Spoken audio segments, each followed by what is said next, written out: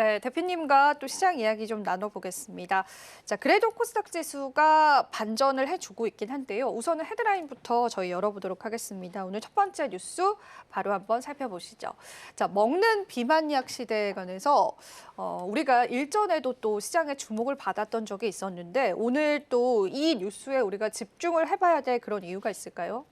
네, 일단 먹는 비만약 관련돼서 인벤티지랩이 이제 시간 외 어저께 장을 마치고 나서 단독 뉴스를 통해서 이제 먹는 비만약에 대한 효능 7일 동안, 그러니까 약 하나를 먹으면 일주일 동안 약을 추가로 복용하지 않고 일주일 후에 복용을 해도 이 비만약에 대한 효능을 가져갈 수 있는 약을 개발했다라는 소식이 나오면서 비만 치료제 관련주들이 다시 한번 오늘 좀 시세가 이어지고 있는데요.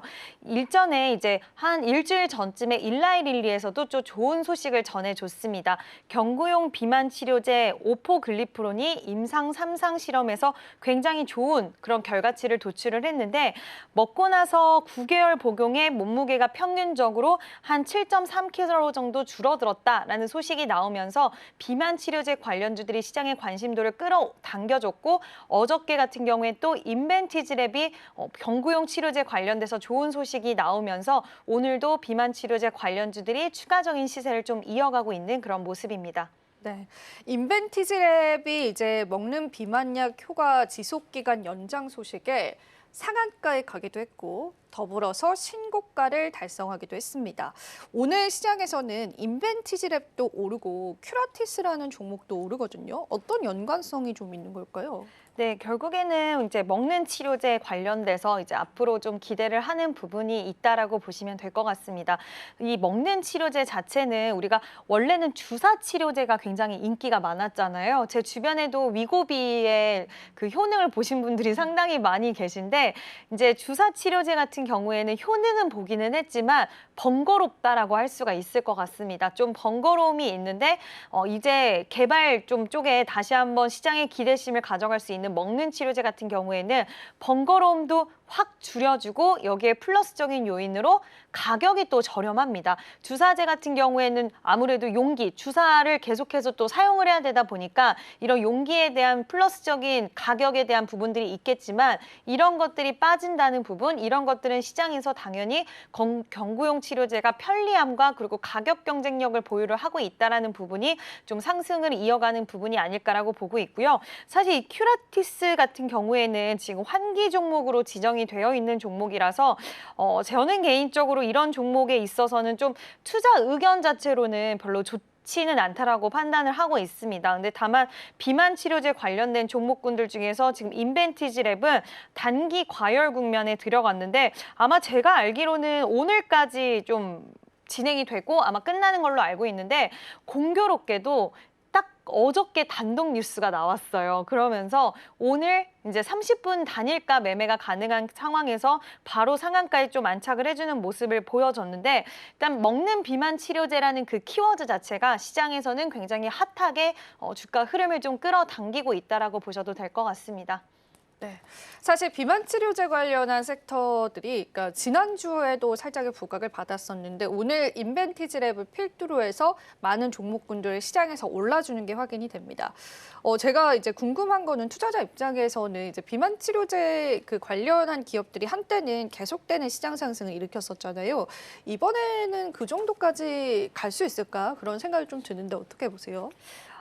사실 지금 뭐 여러 가지 종목들이 많이 있습니다. 관련된 종목들이 먹는 비만 치료제 관련주로는 뭐 큐라티스 같은 경우에도 지금 뭐 인벤티지랩 인수하면서 그런 연결고리를 가지고 있는 부분도 있지만 사실 삼천당제약도 관련돼서 지금 약을 만들고 있는 그런 상황이고 또 대표적으로 뭐 D&D 파마텍이나 이런 종목군들도 우리가 엮어서 생각은 할 수가 있는데 이제 단순 기대감만 가지고 이 종목들에 대한 시세가 계속 이어가기에는 저는 좀 힘들 수 있다라고 보고 있고요. 이제 앞으로 이 시장에 대한 성장성이나 우리가 기대감적인 측면이 있지만 아직 출시가 된 건 아닙니다. 아직까지 넘어야 되는 산들이 있는 그 수준이라서 앞으로 출시가 어떻게 진행이 될지 남은 임상에 대한 부분들은 어떻게 진행될지 이런 부분에 따라서 주가의 행방은 극명하게 갈릴 수 있다라는 거. 그래서 지금은 일라이릴리의 임상 성공의 소식과 인벤티지랩의 이런 7일 정도를 먹는 비만 치료제 약이 속가를 지속할 기록할 수 있다라는 이 모멘텀이 아마 저는 단기적으로 일단은 일시적으로 좀 이어갔다가 변동성을 유발하는 국면에 또 들어가지 않을까. 그리고 이 안에서도 종목별 차별화 장세가 이어지지 않을까라고 보고 있고요. 오히려 단독으로 보도가 나왔던 인벤티지랩 그리고 그 회사를 인수한 큐라티스는 약간의 시세는 더 이어갈 수는 있겠지만 오늘 삼천당 제약이라든지 이런 종목들은 여전히 개발을 하고 있는데도 주가 흐름은 부진한 모습들을 보면은 만약에 이 종목들까지도 끌어당겨주는 흐름들이 나와준다라고 했을 땐 시세 연속성이 조금은 더 이어질 수는 있겠지만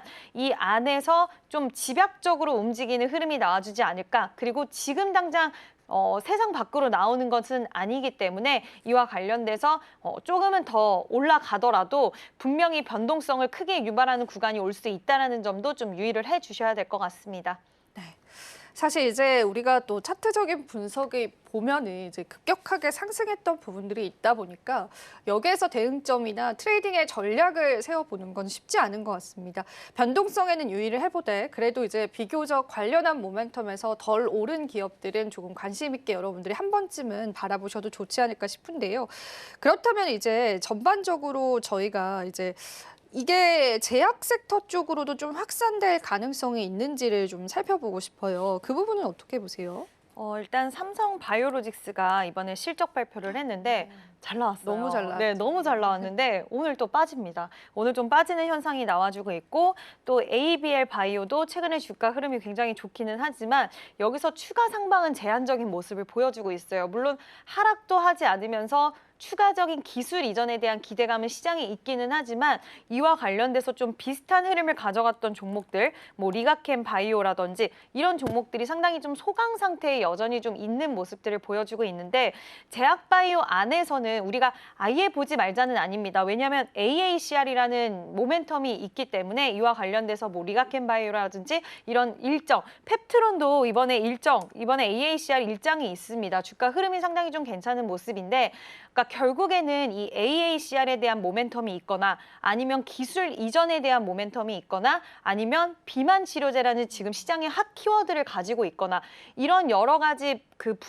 분명한 이유가 있는 종목군들은 좀 시세가 나올 수는 있지만 제약바이오 전통적으로 이어가는 종목이라든지 그리고 의약품에 대한 관세 여부는 여전히 지금 좀 존재하는 상황이라서 삼성 바이오로지스가 움직이지 않는 이유도 그거라고 볼 수가 있습니다. 그래서 개별적인 이슈, 뭐 HK 이노엔도 오늘 개별 이슈가 있으면서 상한가에 안착을 했는데 이런 종목군들, 그러니까 선택과 집중을 해서 지금은 제약바이오를 바라볼 시기가 여전히 그게 맞지 않을까라고 보고 있습니다.